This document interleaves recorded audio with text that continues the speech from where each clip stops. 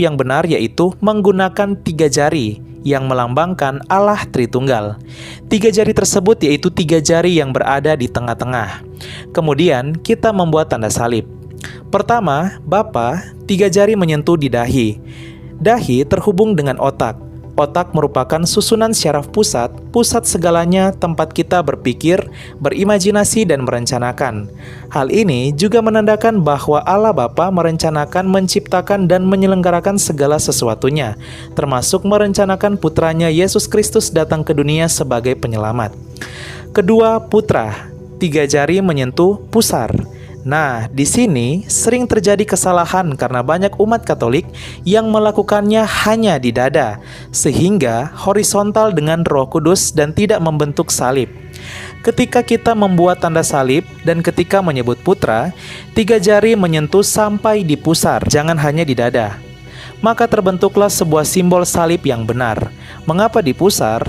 Tali pusar adalah tali kehidupan, tali yang menyambung antara ibu dan anak.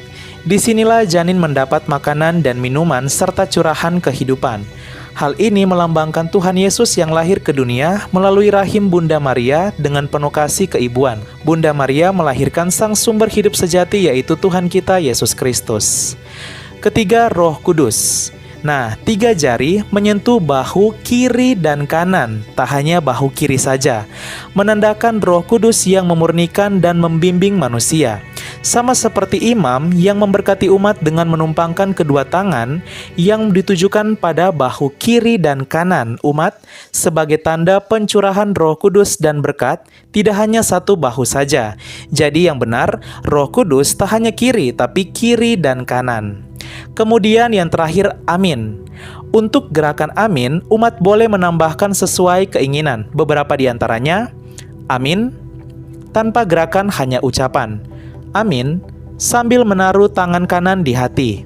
Amin sambil mencium jari seperti yang dilakukan para pesepak bola. Atau amin sambil mengatupkan tangan.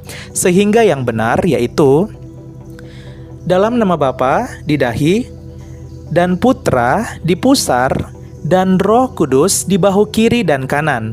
Lalu yang terakhir, amin. Bisa hanya ucapan, atau amin sambil menaruh tangan kanan di hati, atau amin sambil mencium jari seperti yang dilakukan para pesepak bola, atau yang terakhir, amin sambil mengatupkan tangan. Itulah tanda salib yang benar. Dalam nama Bapa dan Putra dan